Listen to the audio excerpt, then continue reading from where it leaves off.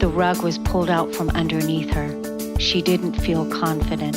She didn't know if she could make it. Yet she rose like the phoenix, leading herself and her family into a new beginning. And you can too. Are you ready? The Kornelia Stephanie Show Lady Boss knows what women want: to be free to speak their voice, live in financial freedom, and build businesses that radiate wealth, leaving legacies we can be proud of. Join Kornelia, Dana, and Chris the first and fourth Friday every month as they raise the roof to inspire confidence in all women. Welcome to the Kornelia Stephanie Show. We have a very special, exciting show today because today is the launch of the new Lady Boss show. And I'm so excited to introduce you to my extraordinary co-host, Miss Crissy D and Dana Tarot, the first and fourth Friday of every month. Marianne Williamson's words are, today's women are living at the effect of a chronic trauma that infuses our modern world. Much of that trauma is centuries old, while much of it is a reflection of a very contemporary issue. Some of it emanates from realities in the outer world, while some of it emanates from within. It is the source of the deep unhappiness so many experience in our daily lives. We must address this and transform it so that all of us can take our part in a great and glorious revolution of consciousness that awaits us on the journey ahead. What women want is to live free from anxiety, free from financial pain, confidence in who they are, empowered, honored, and treated as sacred. And ladies, we have to act like it. Today's show is about a story of how one influential woman, an entrepreneur, a self-made business person, went from being married to living in the backseat of her car to being homeless. We're going to hear that story right now. Welcome to the show, Miss Crissy D. Hello, how are you? Wonderful. How are you? This is your debut on the Kornelia Stephanie Show, Lady Boss, and Lady Boss is about leading edge entrepreneurs. So, Crissy, tell us about that day, that time, that fated time. You have an incredible story. When I met you, I wanted to tell this story and get this story out. And I wanted you to be able to have a platform for you to be able to share that story. Tell us what happened that day. Okay. So I'm going along my married life. And like most marriages, we had problems. But through it all, we loved each other. We had a family, 2 successful businesses, a beautiful home, and a pretty nice life. It's 2 days before Christmas, my favorite time of year. Decorations were up and the table was set for Christmas dinner. I took my son to basketball and out for some last-minute shopping. We pulled in the driveway, the truck, motor running, facing the street with the passenger door open.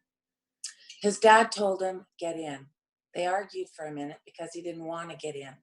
He wanted to go inside and get changed now that he was home. His dad convinced him to hop in, and before he even shut his door, the dad sped down the driveway and down the street. I walked in the house and felt like I'd been kicked in the stomach.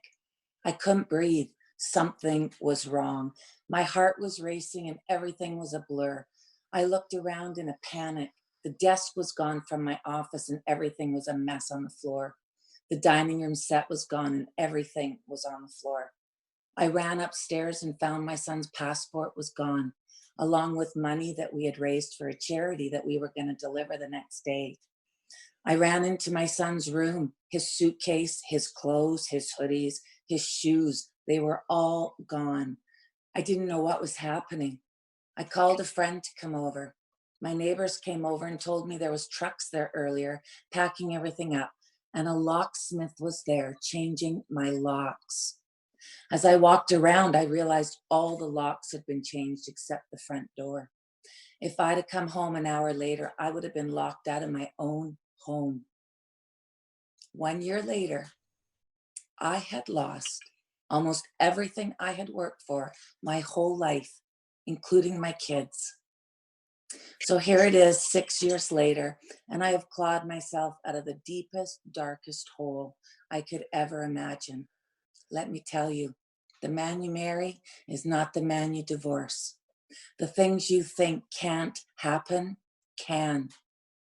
The law that I thought was there to protect me didn't, and it might not protect you either. And although my story is extreme and probably not something that would happen to most, I'm here to educate you, to protect yourself and everything that you've worked for, because life happens. We might not be able to control what other people do to us or situations that just happen, but we can control how prepared we are to take care of ourselves in those situations. And I'm here to help you be prepared so that no matter what happens, you're going to be okay. I'm here to help you get your pink on. Oh, Chris, that's wonderful. That's a beautiful, very, very touching story. Every time I hear it, I've heard it now several times, and every time I hear it, I'm on the edge of my seat, and I cannot even imagine what you've gone through and what the last 6 years has been about for you. But we're going to, over the course of the next months, as you're telling your story and through the education and the conversations that we're going to have, we're going to discover all of the different things that you had to go through in order to, like you said, dig yourself out of the hole and begin a whole new life for yourself.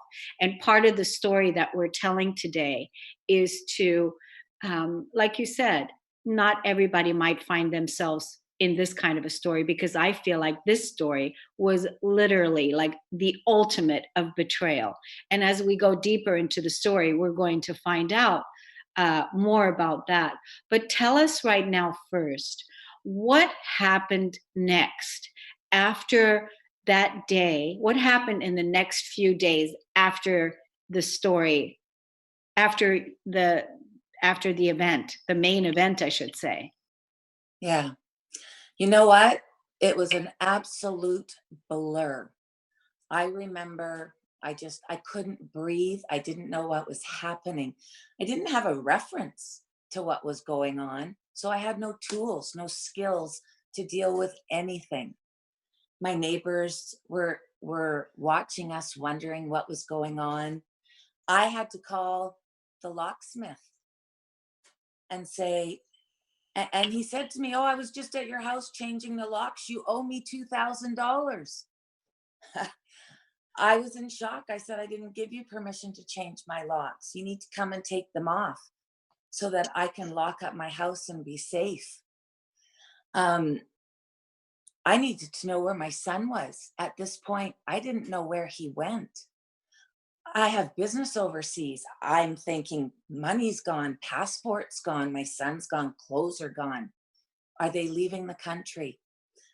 My neighbors told me to call the police. Well, people like me don't call the police. It was absolutely a terrifying thing to even pick up the phone and call the police and say, "My son is missing." Why do you say that people like you don't call the police? Like what is that referring to? Like why do you say that? Because you were living such an extraordinary peaceful life and that you had such a wonderful family that there would be no reason to call the police? Miss Suburbia, you know? People used to say when they drove up my street, it was like Pleasantville. It was just this nice, normal life. I We never did anything that we needed to call the police. Things like that just didn't happen to us. Right. So So you even had to call the police. had to call the police and tell them my son's missing. Well, there's nothing they can do. He's with his dad. A crime hadn't been committed. But at this point, I know that something is very wrong. So they were very good. They called, they made contact, they went and talked to them. My son was brought back, but I was told maybe it's not a good idea to bring him in the house because everything was upside down. So he went to my neighbor's house, which was one of his buddies. And then the next few days was sheer terror. People were knocking on my door. Somebody was trying to serve me papers. People were standing at my driveway with hoodies on so I couldn't see who they were. We're absolutely terrified. And somebody is knocking on my door to serve me papers. And I don't know what to do. It's Christmas time.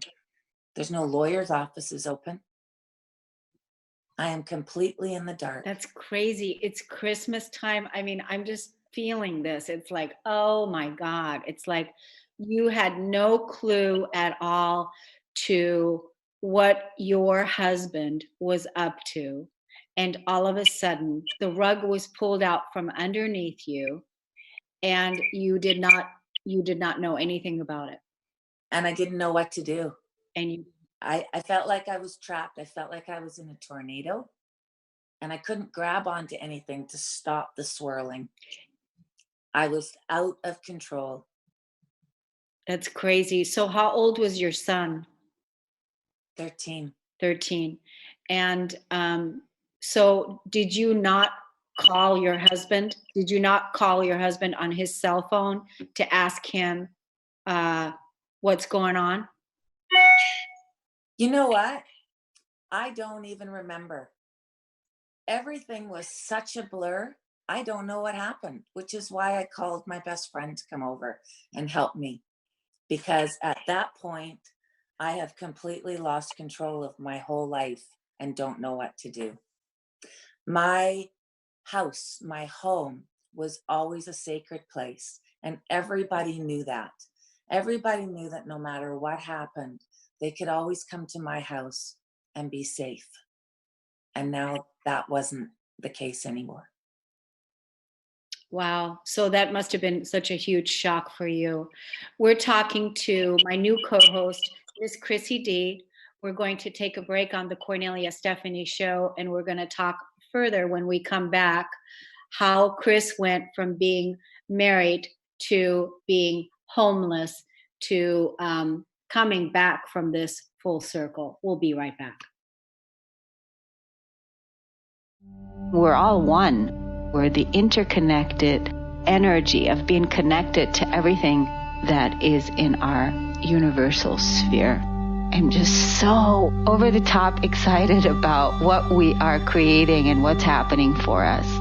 And I'm so grateful that we made it. We're here and we're alive and we keep showing up and we're inspired. And we know how to process our fears, and we're moving beyond the illusion, and we're going to show up no matter what, and we're not going to give up. That's what this energy is about. Raise your daily vibe. Reprogram yourself daily. Interact with other global members. Create your own reality. Daily messages with action steps. Sign up today at CorneliaStephanieVIP.com. Your path to wholeness. It just blows me away how you go from married life to living in the backseat of a car to being homeless, all within the blink of an eye. This took place when all of a sudden one day during Christmas time, you came home and the rug was pulled out from underneath you. Everything was disturbed in your household. So what happened, Chris, after you called your best friend and your best friend came over? Like, what happened in the next days as what was going on around you? So now I have to try and make things normal because I still have a child at home. So I need to take this trauma, put it aside, get through Christmas, and then get my son back to school and make sure that we're both okay. I realized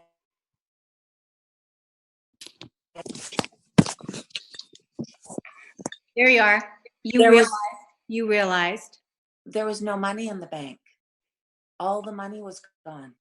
My credit cards were all racked up. Overdrafts were cleaned out. I had no money, had no food. A lot of the food was gone from the fridge and the pantry. Like we were in a really bad way.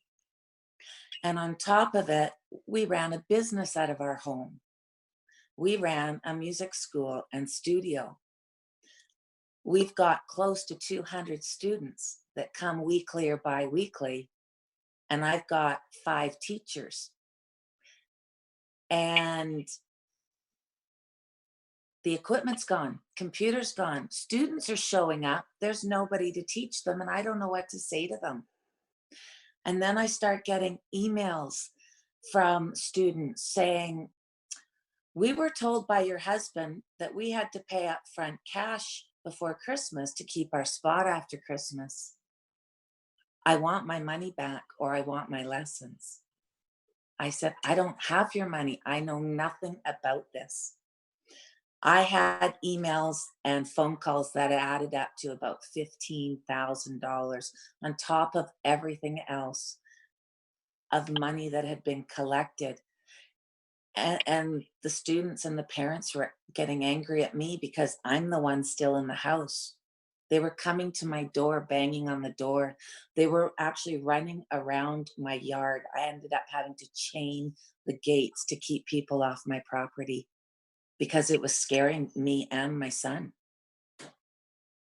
Wow. So the people that were coming to collect for their services or goods, which they had paid for, you know, with your business, your husband's business, your and your husband's business as entrepreneurs, they were coming to collect their, and they didn't know what happened to you. They had no idea that you had just experienced the ultimate, I want to say, you were robbed.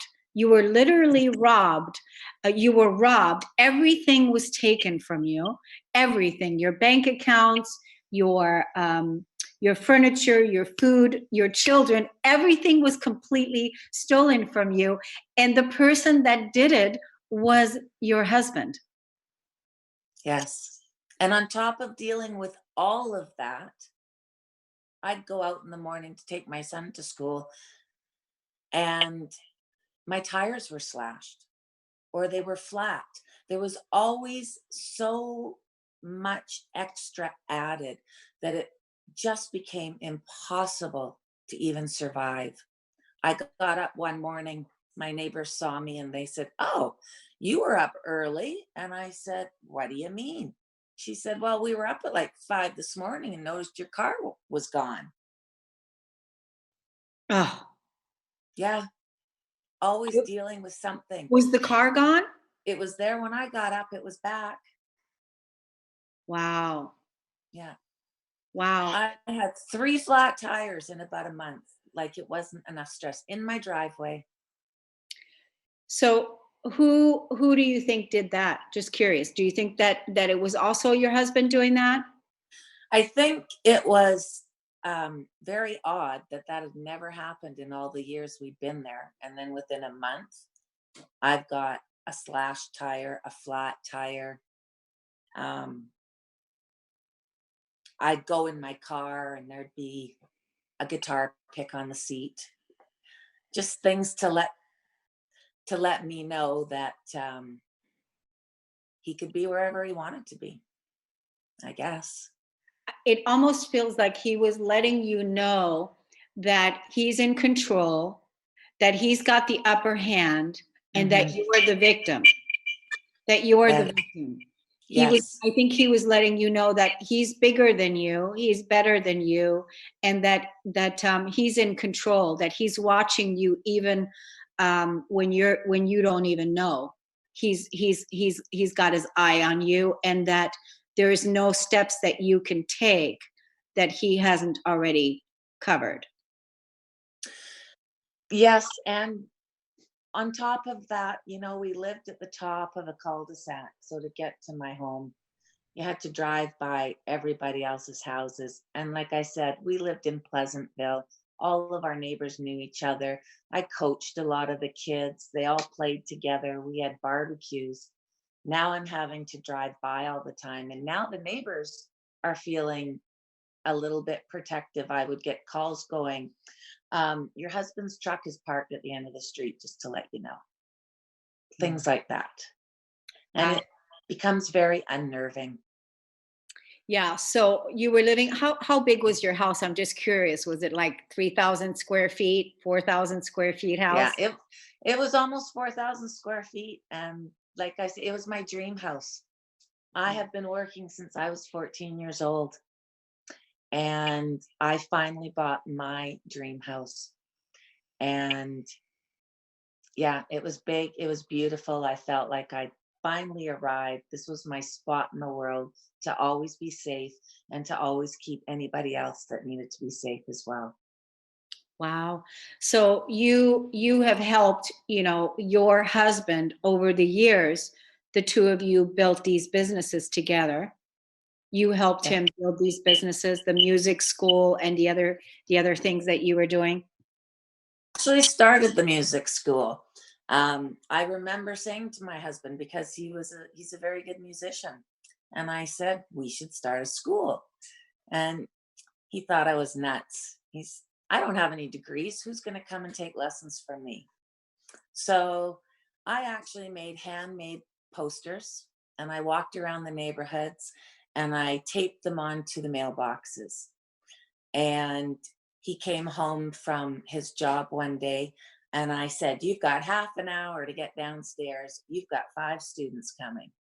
He's like, what? I said, yeah. I booked 5 students for that night.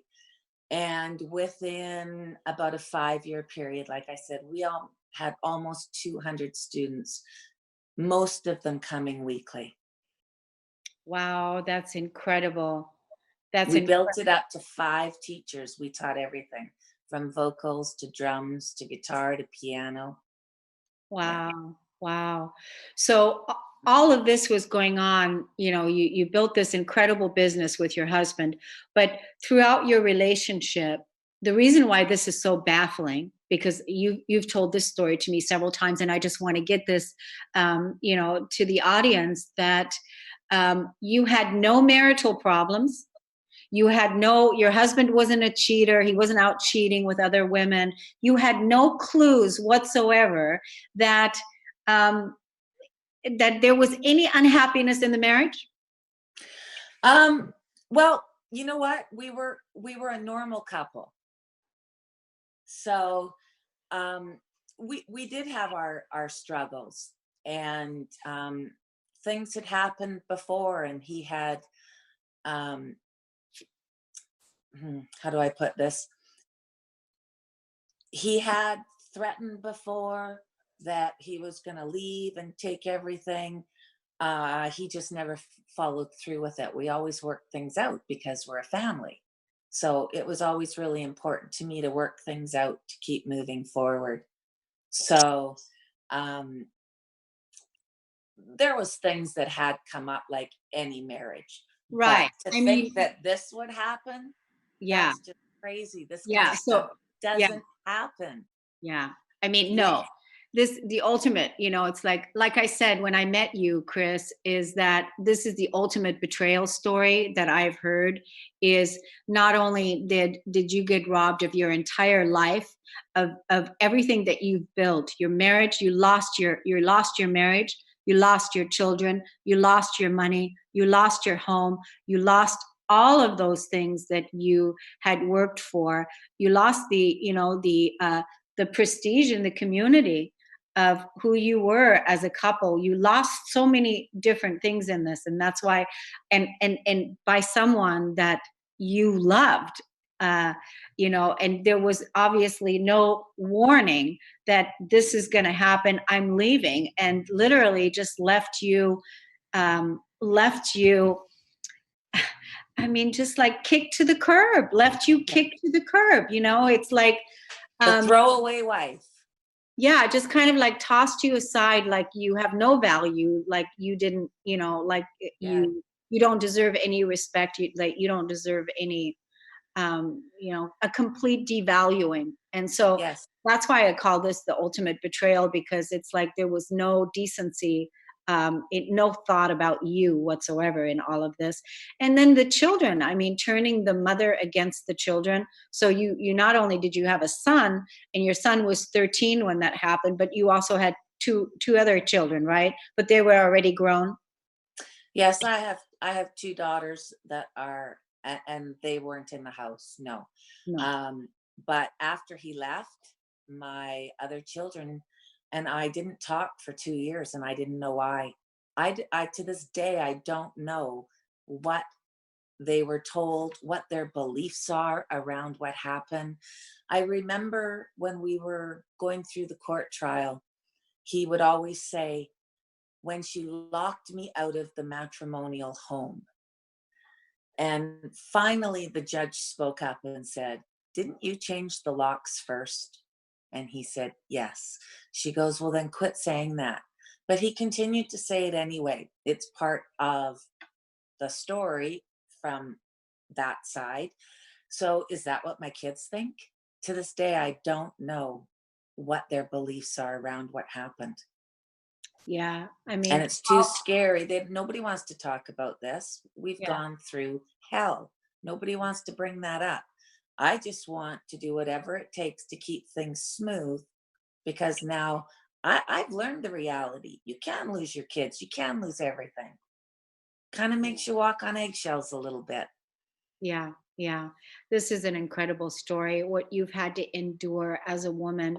And that's why we're telling this story today, everybody, for you to, if there's somebody out there that you know that is going through horrendous trauma and whatever, and part of, let this story inspire you that you can rise above it, that Mhm. you have this the strength and inside of you to rise above it, and that there's people and support out there for you, and that you can do it. And that's part of the reason why we are sharing this story. We're going to take a break on the Cornelia Stephanie Show. We'll be right back with Miss Crissy D. You are rewriting the story of your life. You know that your life and the environment you create is based on the energy you bring to it. You're choosing to seed the fertile ground of your life, your foundation, with powerful, beautiful intentions. Just as the seeds that you plant have a life of fulfillment in growing to completion, you can influence the process with your intention of your true heart's desire and vision. Make peace your new habit. Build your foundation on peace and gratitude with this 21-day e-course. Release everything that is not in harmony with your true nature. Create your best life now. Visit CorneliaStephanie.com to sign up today. We are back on the Cornelia Stephanie Show with Crissy D here today, and we're talking about how do you go from the ultimate betrayal story? How do you recover from something like this and this horrendous trauma that happened in Chris's life when her family was ripped out from underneath her and she lost everything? How do you recover from something like that? So, Chris, prior to the break, you were telling us that your tires were being slashed, or sometimes the tires were flat. We were talking about you just not feeling safe anymore, and then all of a sudden you got served. Yeah. So now you got served, and from where I'm sitting already right now, I'm actually seeing you as the victim, and it appears now that you're being served like you've done something wrong. Yes. I learned a lot about the legal system, let me tell you. Well, It is tell not us. it is not what you think, ladies. The legal system is not what you see on TV, and you are not innocent until proven guilty. That just is not It's just not the way it works. I'm being served. I can't get a lawyer. I've got no money now. I don't know where anything is. And I was told that, I said, well, I'm just not going to go. I didn't do anything wrong. And I was told, if you have to show up at court, if somebody serves you, if you don't go, you're going to be presumed guilty and they will rule without you. So I'm now getting served on a regular basis. And I have to figure out the legal system. I have to, and it's not just figuring out the legal system, you have to have money for gas to even drive to court and to pay for parking. I didn't have any of that. So just more stress, more stress. You've got to go to the library. You've got to figure out what forms you need to respond. You need to figure out how to do affidavits. I'm getting affidavits that are like 50 and 100 pages of legal stuff from lawyers and staff. And now I have to compete with that. One of the things that's bizarre that I think women really need to know, his lawyer put a mortgage, not a lien, a mortgage on my house without my permission, without my knowledge. And it was there before I even knew he was leaving. So here's the real kicker. My equity is paying for his lawyer to come after me. And I can't get a lawyer because my equity is tied up with another lawyer. How does that happen? So what happens is, where I live, you can sever the title and put a mortgage on your half. His lawyer wrote it so that it was put on the whole thing. And because it was e-transferred, Land Titles couldn't help me. It took me 10 months with the Bar Association to try and figure out how this mortgage got put on my house. 10 months of added stress on top of going to court whenever he served me. Whenever he wanted to serve me and bring something up, I had to jump and I had to figure out how to do it.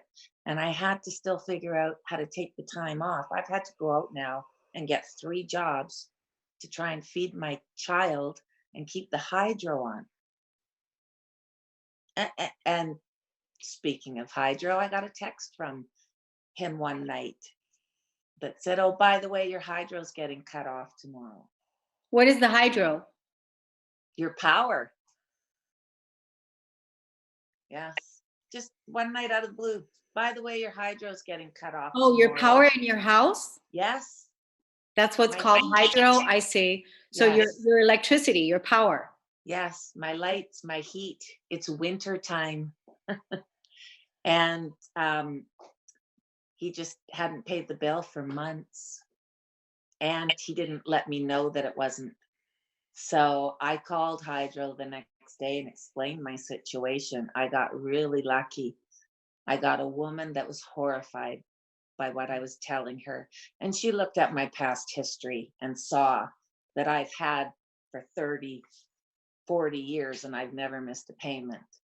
So she actually rehooked it up in my name, waived all the fees, and helped me keep the heat on for my son and I in the wintertime. There was always something. It was so overwhelming. It wasn't just, oh, he's left, I've got to figure out how to do this. Stuff was constantly piled on top.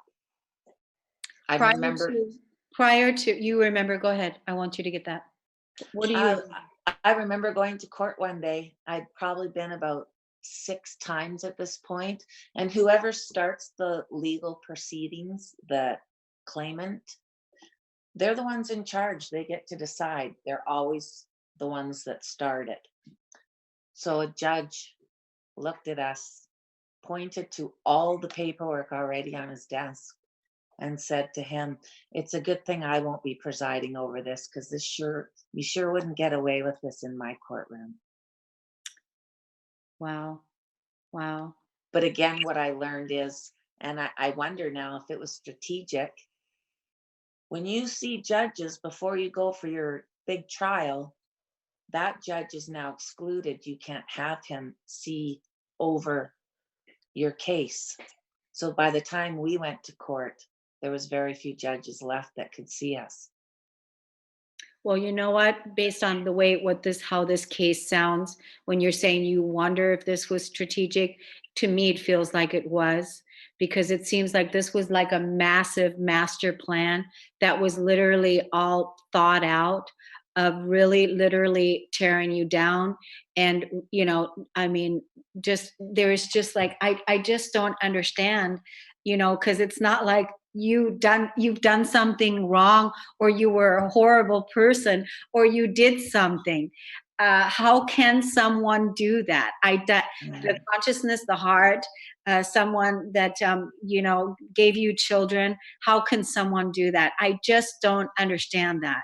And I can see, the woman that turned your hydro back on, that turned your power back on. She turned it back on because she too is horrified by this happening to another woman.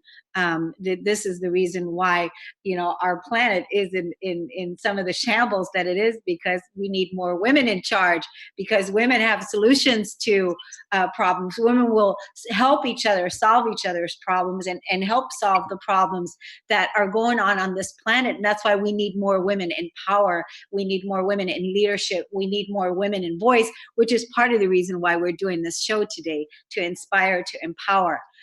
Because what we're not doing here is we're not at all bashing this guy at all, because that's not what this is about. It's just about you telling your story from your point of view.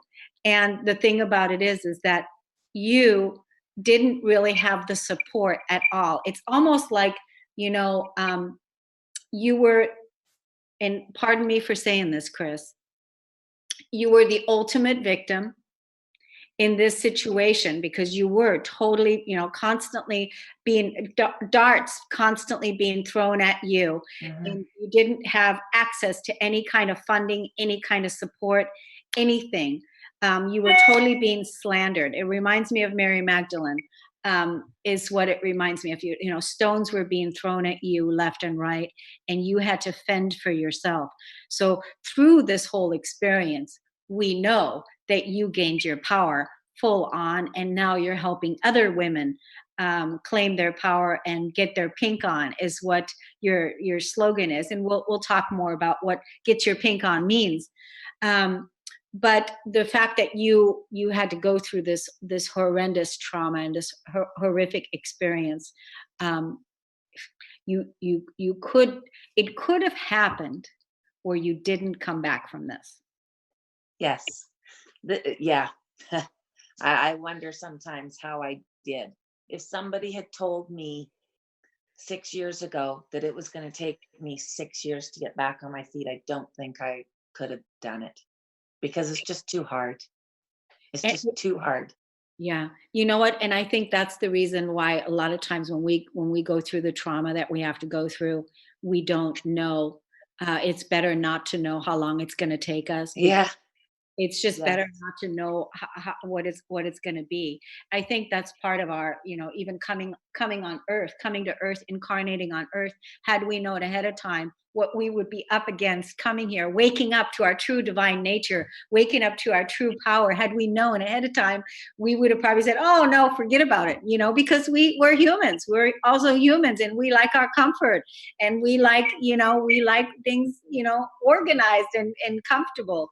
And growing outside of our comfort zone throughout this incredible amount of trauma and pain and anxiety and all of that. But like I said, it could have been possible that you did not recover from this. Yes. I remember the day that I moved out of my house, and I remember how all of that transpired, and I was so low. 3 days before I had to leave my home, that when I bought it, it was my house. I added his name to my house. If I hadn't done that, none of this could have happened. He couldn't have put a mortgage on it and used my equity against me. I went to, Wait a minute. This is so huge. Okay. You bought this house. This was your house. And so many women have done this. So many women have done this because I remember a time not buying, but certainly in rent, having done it in rent, added on the guy's name. And he wasn't even my husband. He was my boyfriend, but added on his name and gave him everything. So I remember having an experience like that, but certainly not purchased a house. And now I'm going to add his name on my husband's name. No.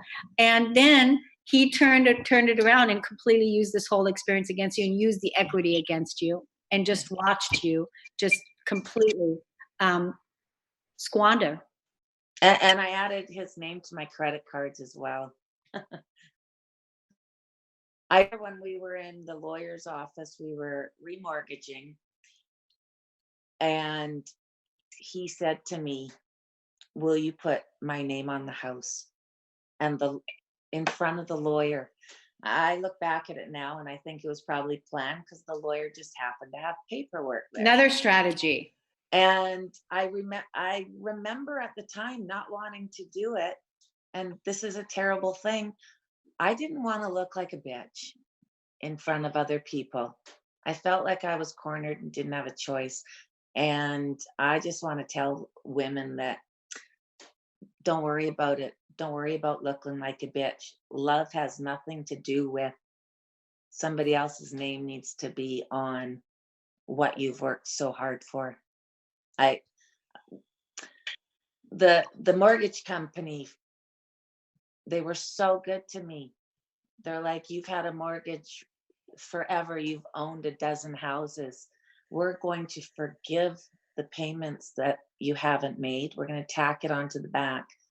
We're going to let you keep the house." I had a big suite in the basement that my son and I could live in. I could rent the rest of my house out for enough money to pay the mortgage, to keep the lights on, to pay the taxes, no problem. Next thing you know, I was being served. And I was ordered by the court to sell my house. It went into foreclosure and they took it away. Oh my God, this is Even after the mortgage company said, "I can keep it," he still went to court and made sure I lost it. I even had somebody that was willing to buy him out, and he didn't want it. What do you think the motive was behind this energy? I mean, we're speculating here because, but I mean, honestly, Chris, I mean, what was it that would make you do this? One of our mutual friends, his and mine, a man, said, I was very lucky. Things were so traumatic that people started to rally around me, including a lot of his friends. They were horrified. It was that bad. And one of his friends said to me, "He has to make it look like you're nothing without him. But don't worry, we all know how hard you worked to build the business and to make you guys so successful." Yeah. So that's his buddy. Needs to make you look like you're nothing without him. Yeah, that I understand. That part I understand. But if he had it so good with you, again, what I'm getting this was a karmic contract between the two of you, and on a karmic level, you two were playing out this experience, and that's the only explanation that seems to make any kind of sense about why would somebody do that and be the most fucking ridiculous, excuse me, person. Sorry. It has to be so stinking ridiculous. It has to be a karmic situation because it's so toxic, it's so ridiculous, that there's no other explanation for it, especially because you hadn't done anything to give him any kind of, you hadn't done anything wrong. You were a good wife, you were a good mother, you were an entrepreneur, you gave him everything. Maybe that was the reason, because you gave him so much that you gave him so much, you know. I don't know, but I really feel like this was karmic. This Well, was, good. I'm glad it's over and I don't have to do that again. yeah. So that's what happened, Chris, is that you had to give up the house, and is that how you ended up sleeping in the back seat of your car? Yes, I actually 3 days before I had to leave my house, I had nowhere to go. And my son was such a trooper. He's like, "Don't worry, Mom. If we have to sleep under a bush, I'll come and do it with you." That became like a little joke. But yes, then a couple days before, I um, I received a text that was from my son's phone, but it looked like it definitely wasn't his words, saying how this isn't his responsibility, and he was going to go live with his dad. And fair enough, he needed somewhere to live. Absolutely. I wasn't going to go sleep under a bush. I actually met a lady out at karaoke one night, and she had just bought a townhouse, an older lady, and she said, "I've got a couple of spare rooms, you can come and stay with me." Yeah, those were those So angels that were being sent, that were supporting you along the way, and you had many angels that came along, that were being sent along the way, whether you slept on someone's couch, or whether you I've received. slept on floors, I've slept on couches. And yes, in between, when I had nowhere to go, I was sleeping in my car in the Walmart parking lot. This is just extraordinary how you've overcome this, because it's been 6 years, and there's still so much to say about this story, but truly we've been talking now for almost an hour, and we just have a couple minutes. I want to tell the audience a few things. Please, first of all, come back and listen to the second part of this story, which is going to be the first Friday of the month in June. That's the one thing.